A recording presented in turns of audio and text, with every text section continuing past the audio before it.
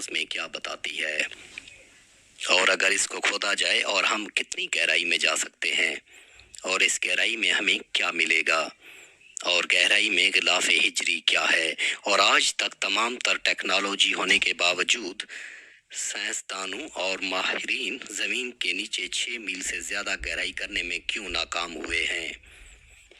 اس ناکامی کی وجہ جاننے کے لیے آج ہم آپ کو بتائیں گے، مگر بتانے سے پہلے آپ سے درخواست کرتا ہوں کہ میرے پیارے ناظرین جنہوں نے اب تک میرے چینل لاخلابہ کو سبسکرائب نہیں کیا، وہ جلدی سے میرے چینل کو سبسکرائب کر لیں اور نیچے دیے گئے بیل آئیکن کے بٹن کو دبا لیں تاکہ میری تمام معلوماتی ویڈیو آپ تک بنا تلاش کیے پہنچ سکے۔ اور پیارے دوستو، ویڈیو کو آخر تک ضرور دیکھیے گا اور لائک اور شیئر کرنا مت بھولیے گا۔ چلتے ہیں آج کی ویڈیو کی جانب۔ دوستو، زمین کی اب تک کی جو گہرائی روس کے جزیرہ نما حصہ پنسولا کولا میں موجود ہے، جو کہ 7.5 میل کا ایک گڑھا ہے جسے کولا پورفول کہا جاتا ہے۔ یہ گڑھا سمندر کی معلوماتی گہرائی سے بھی بہت گہرا ہے۔ ناظرین، زمین کی گہرائی معلوم کرنے کے لیے گڑھے کی گہرائی سن 1970 میں سوویت یونین کے دور میں شروع کی گئی تھی۔ اس گہرائی سے اب تک 3 دریافتیں کی جا چکی ہیں۔ ناظرین، جب روس میں واقع اس کنویں کی کھدائی شروع کی گئی تو کھودنے والوں کا یہ خیال تھا کہ زمین کی تہہ میں بلند درجہ حرارت کے باعث سخت مادے مائع کی حالت میں موجود ہیں، اور انہی میں سے ایک تہہ بسالٹ کی ہے۔ تاہم اس گہرائی میں ماہرین کو بسالٹ نہیں ملا۔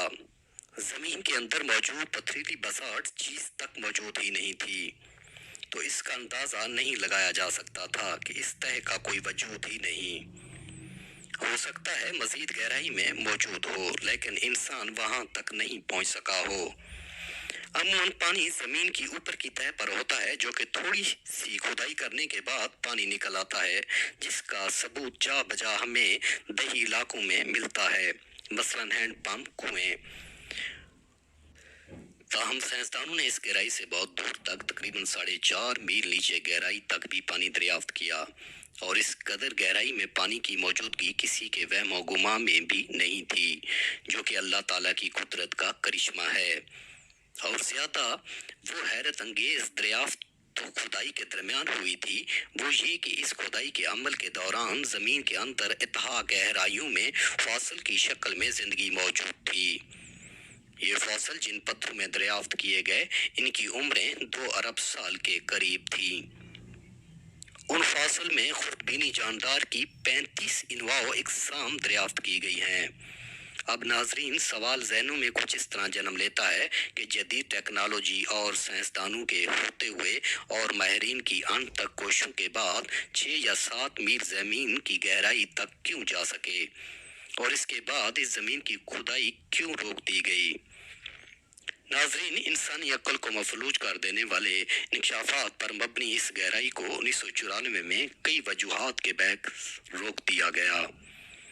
پہلی وجہ تو درجہ حرارت 180 سینٹی گریڈ تھا، جو ناقابل برداشت تھا۔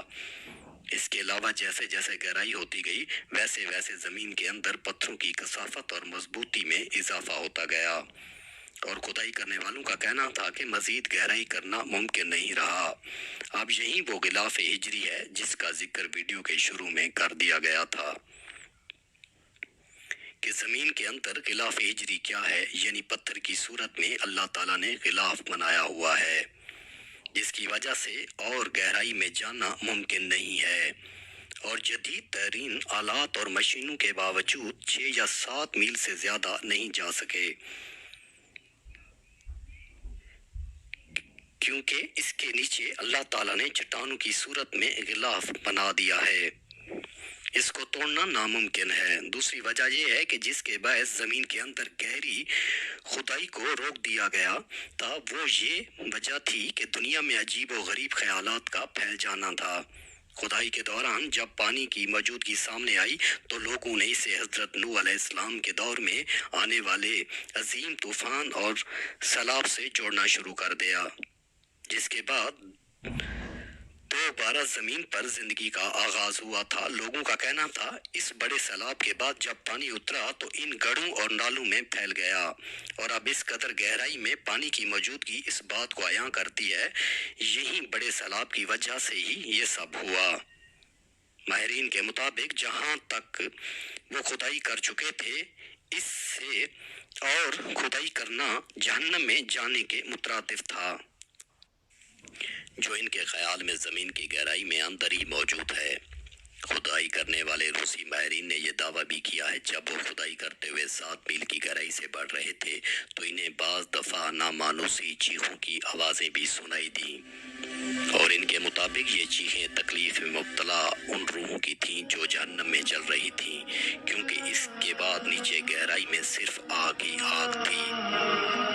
और आखिर में आपको सबसे ज़्यादा खौफनाक बात बताता चलूं, ये खुदाई जहां पर ख़त्म हुई वो मकाम ज़मीन के मरकज़ का सिर्फ 0.002% हिस्सा है, यानी ज़मीन की लामतनी गहराइयाँ अब मज़ीद कई अजीम दरियाफ्तों की मुंतज़र हैं।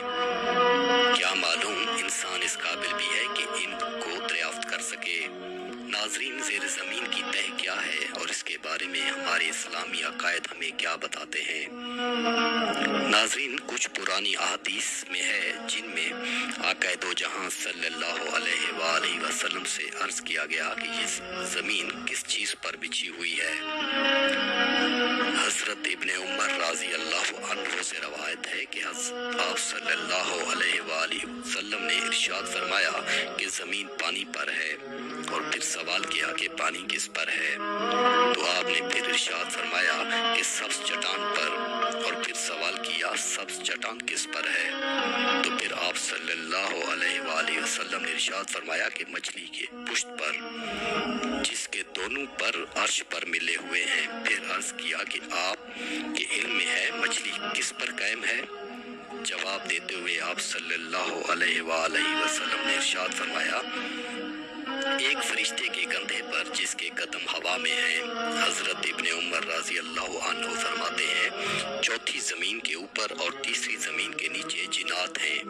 अगर ये तुम्हारे सामने ज़ाहिर हो जाएं तो इनकी कसरत तादाद की वजह से इनके साथ सूरज की रोशनी मुकम्मल नहीं देख पाओगे, और इनमें हर जावियों पर अल्लाह की मोहरों में से एक मोहर है, और हर मोहर पर फरिश्तों में से फरिश्ता मुकर्रर है। अल्लाह पाक के पास जो फरिश्ते हैं इसे हर रोज एक फरिश्ता भेजते हैं ताकि जो कुछ तेरे पास है तू इसकी हिफाजत करे। हजरत इब्ने उमर राजी ताल्लाहु अन्हु फरमाते हैं कि आप सल्लल्लाहु अलैहि वसल्लम ने इरशाद फरमाया हर जमीन के और जो इसी से मिली हुई जमीन है 500 साल का फासला है। और कुछ दीगर सहाबाए कराम फरमाते हैं कि अल्लाह ताला ने ज़मीन को मछली पर पैदा फरमाया है, और ये वो मछली है जिसका जिक्र रब्बुल इज़्ज़त ने सूरह कलम में फरमाया है। और मछली पानी पर है और पानी एक चिकनी चट्टान पर है, और ये चट्टान हवा पर है। कुरान मजीद फुरकान हमीद में अल्लाह ताला ज़मीन के बारे में इशारा देते हुए सूरह अर्द में फरमाते हैं जिस आयात का मफ़हूम ये है कि अल्लाह ताला ऐसा है जिन्होंने 7 आसमान पैदा किए और इन्हीं की तरह ज़मीन भी। इस आयात में ये बात तो वाज़े है कि जिस तरह आसमान 7 हैं इसी तरह ज़मीनें भी 7 हैं। फिर ये 7 ज़मीनें कहाँ हैं और किस तरह और किस शक्ल में हैं, ऊपर नीचे तबकात की सूरत में या तह की सूरत में, या हर ज़मीन का मकाम अलहदा है। अगर ऊपर नीचे तबकात हैं तो क्या जिस तरह 7 आसमानों में हर आसमान के दरमियान बड़ा फासला है, इस तरह एक ज़मीन और दूसरी ज़मीन के दरमियान फासला हवा और फिजा वगैरह है या नहीं, या ये तबकात एक दूसरे के साथ जुड़े हैं। और जो रवायात और अहादीस आई हैं इनमें अक्सर अहादीस में आइमा अहादीस का इख्तलाफ है। बाज़ इनको सही साबित करार देते हैं और बाज़ आइमा कराम इनको मन गढ़ंत कहते हैं। इसलिए महफूज सूरत ये है कि इस पर ईमान लाएं और यकीन करें, और यकीन करना भी चाहिए कि आसमान 7 हैं और इस तरह ज़मीन भी 7 है, और सबको अल्लाह ताला ने अपनी कुदरत कामला से पैदा फरमाया। بات قرآن پاک میں بیان کی گئی، لیکن ناظرین ایک بات ضرور ہے، ان چیزوں کی تخلیق سے اللہ تعالیٰ نے عقل مندوں کو غور و فکر کی دعوت دی ہے، اور جن باتوں کا، جن نشانیوں کا قرآن پاک میں ذکر ارشاد فرمایا ہے، ان میں سب سے پہلے زمین و آسمان کی پیدائش کا ذکر فرمایا ہے۔ دنیا میں غور و فکر کا دائرہ بہت وسیع ہے، اس میں جتنا تدبر کیا جائے گا اتنا ہی اس کے اسرار و تدبر کیا جائے گا، اتنے ہی رموز منکشف ہوں گے، اور خالق حقیقی کی عظیم قدرت پر ایمان و یقین میں اضافہ ہوگا۔ آفاق میں پھیلی ہوئی نشانیوں کی غور و فکر کی دعوت دیتے ہوئے بعض ایسے حقائق قرآن پاک میں بیان کیے گئے ہیں کہ آج صدیاں گزرنے کے بعد سائنسی علوم کی ترقی کے دور میں نئی تحقیقات اور انکشافات کے نتیجے میں ماہرین نے قرآن پاک کے بیان کردہ حقائق اور ان کی صداقت کو ماننے پر مجبور ہو گئے ہیں۔ ناظرین، اس کائنات میں اور خود انسان کی اپنی ذات کے اندر قدرت کی نشانیاں کوئی دیکھنا چاہے، طب اور سائنس کی ترقی اور اس میدان میں ہونے والی تحقیقات اور نئے نئے انکشافات کا مطالعہ کر کے اور پھر قرآن پاک کے بیان کردہ حقائق پر غور فرما فکر کر کے تو عقل دنگ ہو کر رہ جائے گی۔ اگر تعصب اور ہٹ دھرمی حائل نہ ہو تو ناممکن ہے کہ ان نشانیوں پر غور کرنے والا خالق کائنات کی عظمت و بڑائی کا اقرار کر کے اس پر ایمان نہ لائے۔ ناظرین، اس باعث کو سمیٹا جائے تو یہ معلوم ہوتا ہے کہ تمام جہانوں کو پیدا کرنے والا ایک اللہ تعالیٰ ہے، اور وہی عبادت کے لائق ہے، اس کے علاوہ کوئی معبود حقیقی نہیں ہے۔